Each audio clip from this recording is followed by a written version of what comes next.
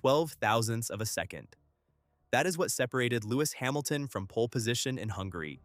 12 thousandths, and by the time the checkered flag fell on Sunday, he was fifth, and his own team principal was explaining it without once blaming the car. Here is the weekend, told flat, with nothing added. Friday, Leclerc topped the first practice session. Later that day, Hamilton led a Ferrari 1-2 in the second. Saturday, Lando Norris reversed it in final practice and then took qualifying, beating Hamilton by 12 thousandths of a second. On any grid, in any era, that is the same lap. Then the stewards handed Hamilton a three-place grid penalty for impeding Oscar Piastri on a flying lap at turn 1. Second on the road became fifth on the grid. During the race, a second penalty, 5 seconds, for exceeding the pit lane speed limit. Fourth on the road became fifth at the flag.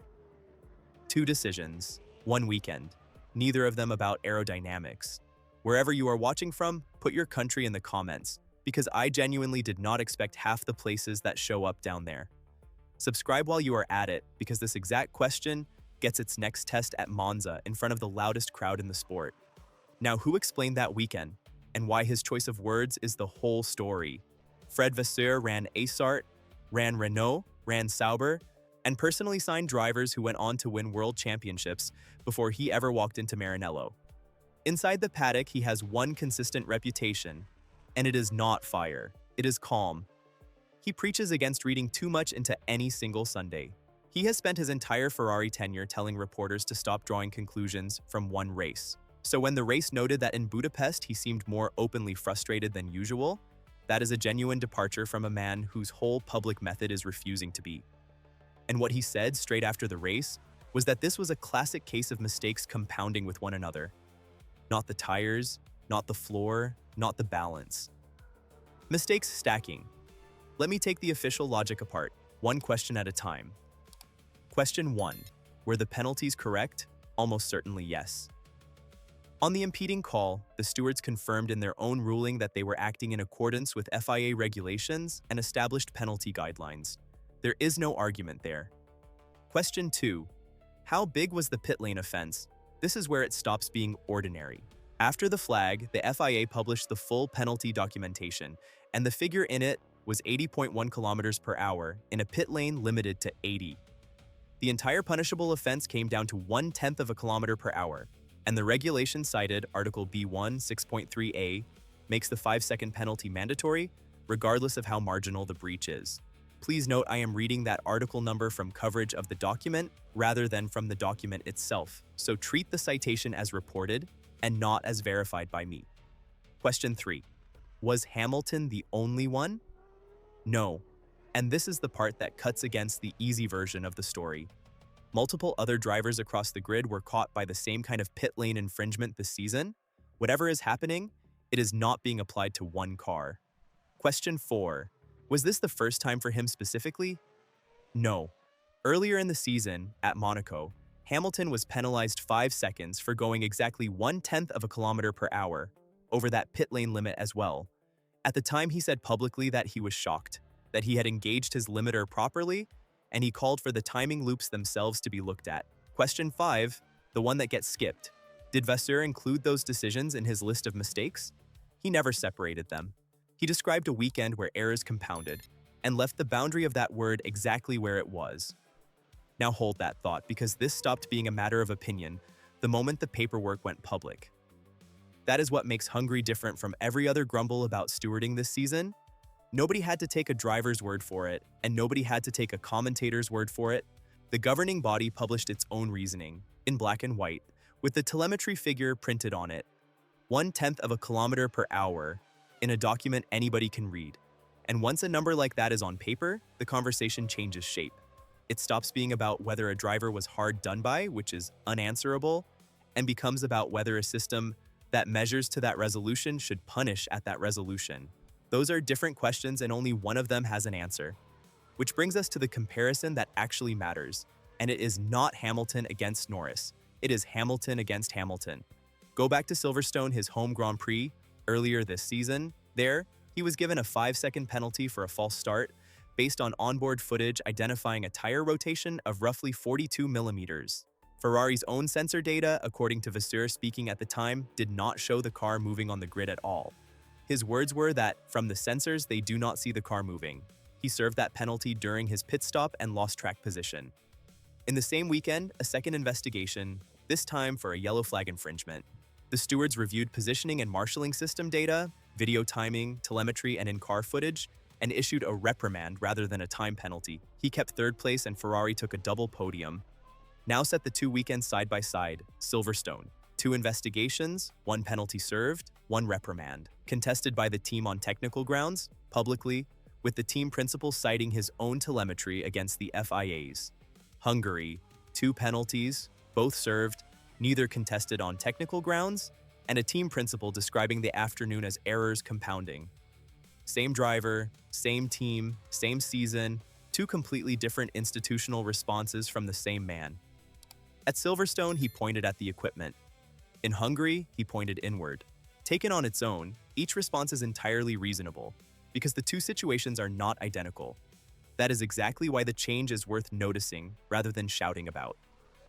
So if you were Vasseur standing in front of those cameras in Budapest, you had 2 options, and both were expensive. Blame the stewards again, 6 weeks after doing it at Silverstone, and you become the boss who blames officials every time your team loses points, which costs you credibility the next time you actually need it. Or absorb it, call it mistakes, and let a 7-time world champion carry a weekend that was decided by 1/10 of a kilometer per hour. Which one do you take? Like this video if you would have named the stewards, comment if you would have said what he said, and I will read the split next time. Subscribe while you are there. Now what it cost in the only currency this sport counts. Hamilton went into the summer break second in the Drivers' Championship, 50 points behind Kimi Antonelli, with a maximum of 316 still on the table. That 50-point figure is not a fixed thing. Across the Hungarian weekend alone, Antonelli's lead over him grew from 45 to 50. 5 points in one afternoon, on a Sunday that started with the second fastest car on the grid, 12 thousandths off pole. Run it forward and the shape of the problem is obvious. 5-second penalties do not remove a driver from a championship in one hit. They remove him a position at a time across a season, in increments small enough that each one looks survivable on its own. Which is precisely how Vasseur described the whole pattern earlier this year, in the most quoted phrase of his Ferrari tenure. Small stone after small stone, he was not talking about a single decision. He was talking about accumulation. And here is the structural reason this keeps happening, and almost nobody explains it properly. Formula One's timing infrastructure has become sensitive enough to detect speed variations that would have been invisible to race control a few seasons ago. On paper, that is progress. It catches things human observation would miss. But the regulation was not rewritten to match that resolution. It still treats every breach identically. A driver who deliberately blows through a pit lane limit by 5 or 6 kilometers an hour, and a driver whose limiter software registered a reading 1/10 over, received the same mandatory penalty. The measurement got more precise. The rule stayed blunt. And in a sport where a car is decelerating from enormous speed into a limiter, 1/10 of a kilometer per hour is not a decision a human being makes. It is a rounding artifact that a regulation is treating as intent. Now the strongest case against everything I have just said, made honestly. Rules are rules, and a limit is a limit. The moment you build tolerance into a speed limit, the limit simply moves to the edge of the tolerance and drivers race to that instead. And then you are having the same argument 1/10 further up. Zero tolerance is ugly precisely because it is consistent. And consistency is the thing every driver on this grid has been demanding for years. Hamilton himself acknowledged after Hungary that the last 2 races had been, in his own words, pretty bad from his side. That is not a man claiming he was robbed. And the impeding penalty had nothing to do with measurement at all. He got in the way of another driver's lap, which happened partly because Ferrari warned him about Piastri's approach only when Piastri was already at the apex behind him. That one is on the team, exactly as Vasseur said. So here is where I land, and I want to be careful about the edges of it. Nothing here shows anyone targeting anyone. The same infringement caught several drivers this season. The FIA published its own numbers rather than hiding them, and Hamilton's own account of Hungary includes accepting his share. I am not alleging bias because the evidence points away from it. What I can put in front of you is a team principal who cited his own telemetry against the governing body in July. and who 6 weeks later described a weekend decided by two official decisions as mistakes compounding, without naming either decision as one of them. That is a change in where a man chooses to point. It does not prove he stopped believing what he said at Silverstone. A boss is allowed to pick his battles, and picking them carefully is most of the job. But asking what changed between those two press conferences is a legitimate question, and the person best placed to ask it inside that garage has already been penalized twice this season, by margins he says he could not feel. And 12 thousandths is what survives all of it. 12 thousandths of a second between Hamilton and pole. Then 3 grid positions gone by decision. Then 5 seconds gone by 1/10 of a kilometer per hour. 12 thousandths is what he found in the car. Everything he lost that weekend, he lost somewhere else, and his own team principal called it mistakes, without ever saying whose.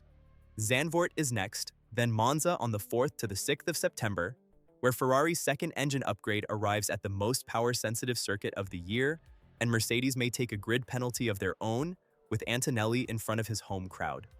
Watch the pit lane readouts that weekend, and watch who Vasseur points at if it happens again. So tell me now, before it does. If Hamilton gets caught by another 10th at Monza, does Vasseur name the stewards or name his team? Predict it in the comments, subscribe so you are here when we check that against what he actually says, and hit like if you want that breakdown the moment the documents publish. Until the next one.